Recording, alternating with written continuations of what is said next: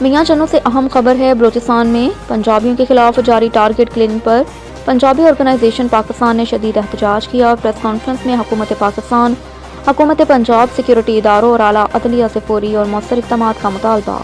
مرکزی صدر سلیم الیاس ندیم، پنجابی ایڈوکیٹ ماہر عمران اعظم، نول ایڈوکیٹ رانا فخر امام اور دیگر نے کہا کہ اگر ایک قوم کو اپنے ملک میں ہی غیر محفوظ کر دیا جائے تو یہ ریاستی انصاف، وفاقی وحدت اور آئین کے لیے لمحہ فکریہ ہے۔ انہوں نے آئین پاکستان کے آرٹیکلز 9، 15 اور 25 کا حوالہ دیتے ہوئے کہا کہ بلوچ علاقوں میں پنجابیوں کا شناخت کی بنیاد پر قتل آئینی حقوق کی کھلی خلاف ورزی ہے۔ پریس کانفرنس میں متاثرہ خاندانوں کے لیے مالی امداد، سرکاری کفالت اور روزگار کا بھی پرزور مطالبہ کیا۔